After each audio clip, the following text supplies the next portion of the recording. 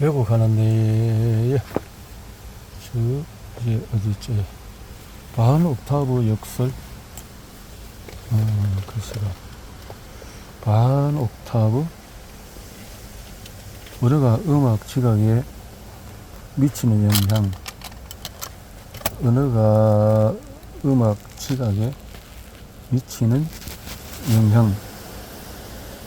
진원장의 순환성 착증을 통해 음 높이가 모호한 두 음이 연속으로 지실 때의 그 진행 방향은 고류원에서 가까운 거리로 지각된다는 것을 알 수 있다. 자, 그렇다면 옥타브의 정확한 절반에 해당하는 음으로 진행한다면 고류원에서 상향과 하향 방향 모두 동일한 거리로 움직였을 때 어떻게 듣게 될까? 참고로 이렇게 옥타브를 정확하게 둘로 분할하는 음정은 정사도라고 하는데, 어음이 3개 합쳤다는 의미에서 삼온음이라고 한다. 음악을 전공하는 학생들에게도 처음엔 이렇게 음정을 계산하고 이해하는 것은 쉬운 일이 아니기는 하다. 음고판을 보면은 이해하기가 쉬울 것이다. 반 옥타브의 역설. 이거는 음악 전문가가 볼 수 있는 내용들인데요. 고류원이라. 이 문제에 대해서 고민하던 나는 기발한 아이디어를 생겨냈다. 청자는 고류원에 따른 음의 절대적인 배치를 참조할 수가 있다. 음에 대해서 여기에 하나 더 전혀 예상하지 못한 결과가 나타났다. 고류원의 절대적인 높이가 사람마다 완전히 달랐던 것이다. 다시 말해서 지각되는 방향성이 제각기에 달랐다. 예를 들어서 B, G, 샵,쌍이 제시되었을 때 어떤 사람들은 명확한 상행 패턴으로 들었고 다른 사람들은 하행 패턴으로 들었다. 잘 모르겠지만 아마도 올라가는 것 같다 정도의 반응이 아니라 똑같은 소리 듣고도 누군가는 확실히 상행했다고 느꼈고 누군가는 확실히 하행했다고 느낀 것이다. 반 옥타브 역설에 대한 두 사람의 지각 실험 결과를 정리해 놓았다.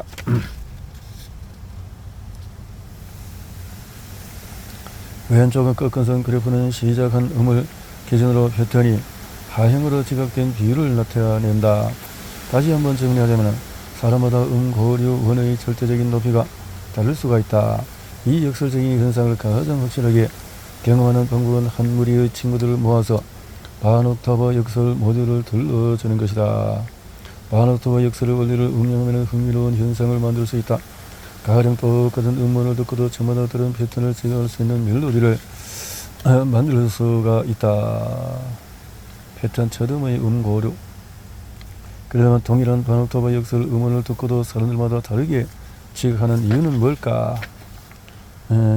지난 스테레오 착청은 우세의 손으로부터 강한 영향을 받았는데 반 옥타브 역설에서 사람들마다 고류의 절대적인 높이는 무엇을 결정하는 걸까? 가설을 좀 더 구체화해 보자면 많은 사람들마다 고류의 원의 정신적인 표상을 가지고 있고 언어가 동일하더라도 말소리의 음역은 지역 방언에 따라 다양하기 때문에 반 옥타브 역설의 지각 방식이 청자의 방언에 따라서 달라지는 데 대해서도 조사해 보았다. 라디오 등등에서 캘리포니아 출신 사람과 이런 음정에 대해서 또 다른 실험에서 나는 어머니와 자녀들을 지은 15쌍의 실험 참가들에게 연구를 진행을 했다. 말소리의 음정은 어떻게 결정이 되는 걸까? 사람마다 다른 말소리 음역이 그 사람이 오랫동안 들어온 말소리 음역에 의해서 결정될 수 있다는 가설은 설득력이 있을까? 왜 방언은 하필 말소리의 음역을 포함한 방식으로 그렇게 상세하고 특정한 방식으로 발달되었을까? 사람마다. 피치는 책마루치는 홀데인의 견해를 인용하는데 홀데인은 자신의 유전자를 공유할 가능성이 높은 친척이 물에 빠졌다면 자신의 목숨을 걸고 그것을 구하는 것이 진화적인 이점이 있다고 인식했다. 그는 평소 내 자신의 목숨을 2명의 형제나 8명의 사촌에게 줄 것이라고 농담처럼 말했다. 왜냐하면 형제들과는 유전적인 물질의 반을 공유하고 사촌들과는 8분의 1을 공유하기 때문일 것이다. 이 논리의 연장선에서 음역을 포함한 유선 방언에 근거하여 친족을 인식하는 것은 유용한 목적을 갖는데 이는 가까운 친족일수록 방언이 유사할 가능성이 크기 때문이다. 전반적으로 정리해보자면 반옥타브 역설은 우리가 귀로 듣는 소리들을 수동적으로 분석하지 않는다는 것을 보여주기는 추가적인 증거를 제공한다.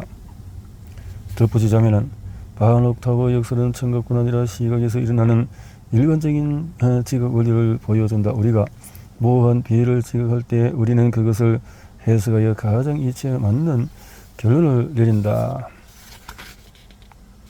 마지막으로 반옥타브 역설은 절대음감과 관련해서 중요한 함의를 제시한다. 절대음감은 음이 단독으로 제시되었을 때 음의 이름을 맞출 수 있는 능력으로 정의된다.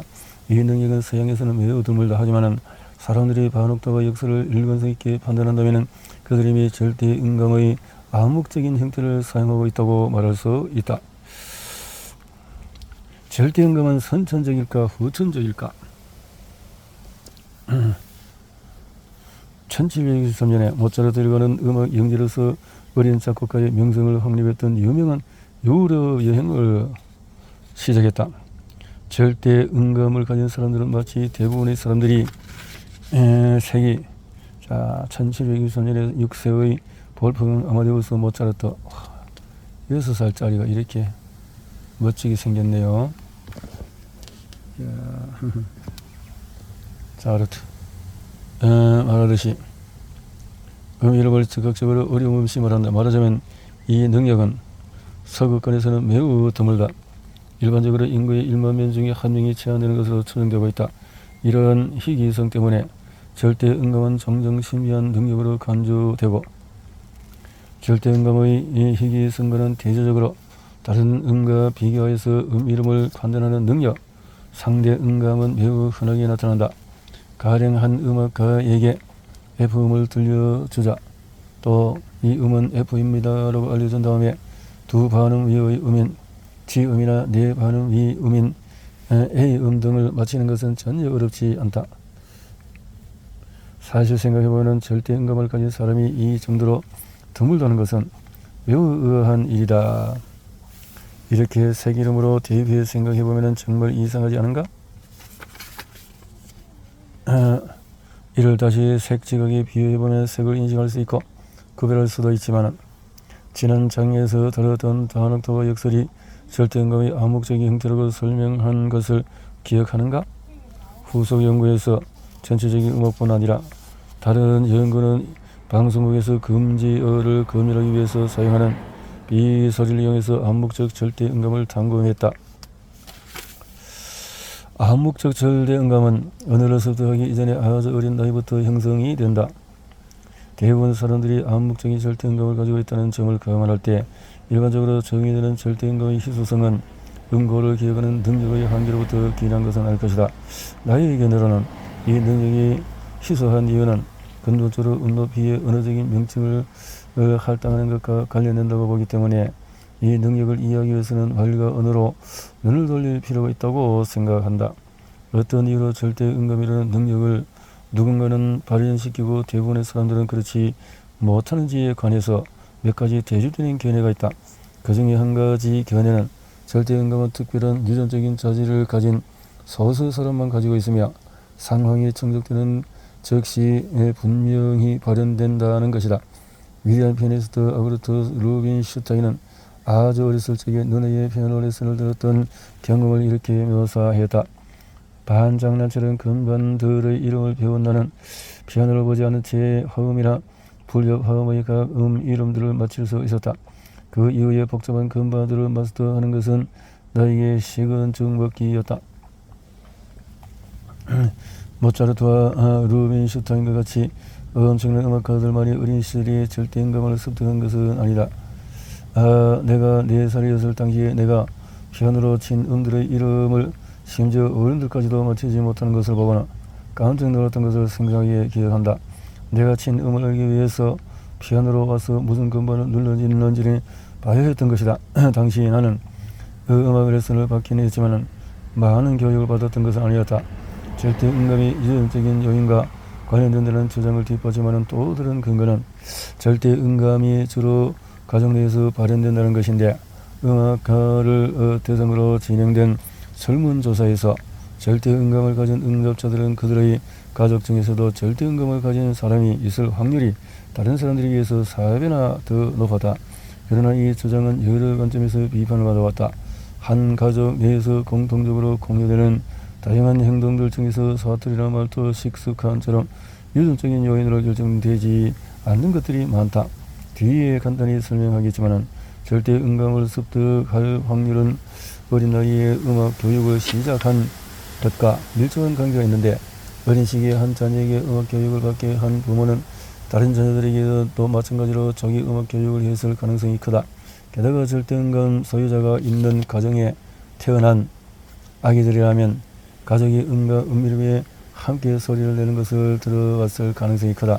그래서 그런 아기들이 어떤 속성의 이름을 학습하는 시기에 음의 이름을 결합시키는 기회를 가질 수가 있다.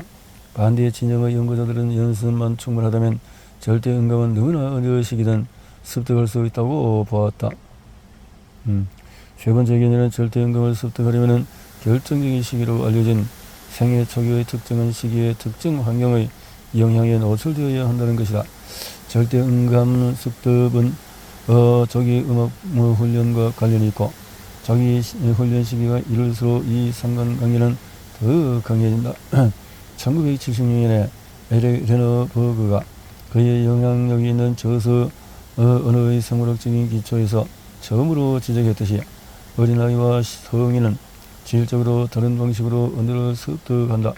아이들은 자동적으로 별도의 노력 없이 말하는 법을 배우는 반면에 성인기에 제2의 언어를 배우는 것은 의식적이고 인위적인 노력이 필요하다.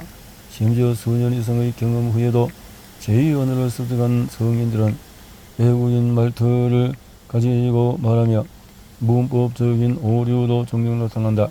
그래서 레넌버그는 말과 언어 습득을 위한 결정적인 시기가 존재한다는 개념을 제안했다. 레너버가 이 개념을 제시한 이후로 관련 증거가 쏟아져 나왔다. 언어 습득의 결정적인 시기를 설명한다는 한 가지 증거는 어린 시절에 사회적으로 고립되었다가 이후에 정상적인 환경에 놓였던 아이들 사례가 있다. 또 다른 유사한 사례는 프랑스 아이랑 지역의 빅토르라는 아이로 1800년에 12세의 무렵으로 발견되었는데, 아이는 어린 시절의 대부분을 숲에서 보낸 것으로 보이는데, 빅토르는 이후에 의대생 정 마르크 가스파르 이타르에게 입양이 되었고, 이타르는 소년에게 말을 가르치기 위해서 대대적인 시도를 했다. 결과적으로 빅토르는 몇 단어 정도는 배우긴 했으나 정상적인 말을 습득하는 것은 실패했고, 몇 년 후에 이타르는 가르치려는 시도를 포기했다. 뇌 손상 이후의 언어 회복 수준이 발병 시기에 따라서 달라지는지에 관한 연구를 또한 결정적인 시기가 있음을 시사한다. 만 6세 이전에 뇌가 손상된 경우가 회복 정도가 가장 좋으며 그 이후에는 점차 감소하다가 사춘기에 의해 발병했을 경우에는 매우 좋지가 않았다. 이런 관련된 또 다른 연구는 제2 언어 학습과 관련이 된다. 중국 언어 베트남어와 같은 성조 언어는 절대 음감과 말의 연관성을 강하게 뒷받침한다. 따라서 성조 언어에서 음 높이는 자음과 모음처럼 언어적인 특징을 만드는 데 사용한다. 어린 아기들이 복경어에 노출되면 자연스럽게 음고와 단어를 결합하고 이를 통해서 단어에 대한 절대 음감을 발달시킨다. 절대 음감과 성조 언어가 서로 관계가 있을 수 있겠다는 생각을 처음 하게 된 계기는 내가 베트남 원어민들을 대상으로 절대 음감과는 전혀 무관한 실험을 진행하던 도중이었다. 베트남어에서는 단어의 뜻을 표현하기 위해서 음의 높낮이가 중요하다는 것이 밝혀졌기 때문에 이런 성조 언어를 모국어로 사용하는 사람들은 단어의 의미를 이해하는 과정에서 분명히 절대 음감을 사용할 것이라고 생각했다. 만약에 그렇다면 성조 언어를 구사하는 사람들은 동일한 의미의 단어들을 발음할 때 어떤 날이든지 일관된 음악 특질을 유지한 상태로 발음할 것이라고 생각했다.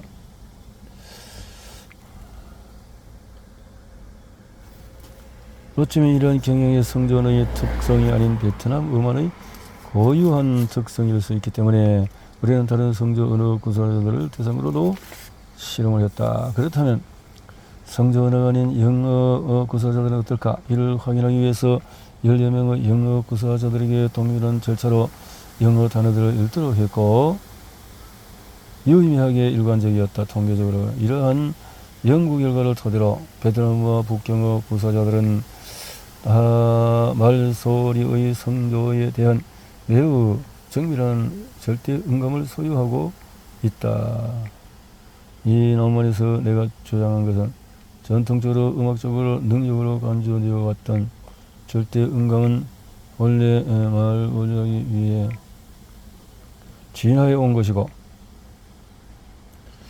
대조적으로 영어와 같은 비성조 언어를 모국어로 습득한 아이들은 음악 교육을 마치 첫 번째 성조 언어와 그 성조를 배우듯이 음악적 음높들의 높이를 명명하는 법을 배워야 할 것이다. 그렇기 때문에 그 아이들은 절대 음감 테스트에서 형편없는 결과를 내는 것이다. 또한 언어 습득을 위해서 결정적인 시기가 있다는 연구 결과에 근거하여 절대 음감을 습득할 때 역시 성조 언어와 비성조 언어 사이를 연구자들을 모두 음악 수업을 시작하는 나이에 분명한 영향을 받은 것으로 생각했다. 미국 이스트만에서는 115명의 한 학년 학생들을 대상으로 절대 음감 테스트를 진행했고 모두 영어 구사자였다. 그리고 베이징 중앙음악원에서는 동일한 테스트를 88명의 1학년 학생들에게 실시했고 모두 북경어 구사자였다.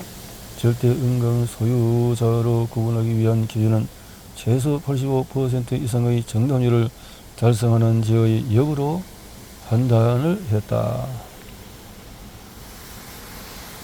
이런 연구가 있었다라는 정도로 읽고 넘어가도록 합니다. 훈련 사역 등 영어의 소리로 들려줄 때, 시각으로 제시했을 때 등등 어려운 인자의 언어적인 부분에 대해서 쭉쭉 볼 수 있는 그런 내용들이군요.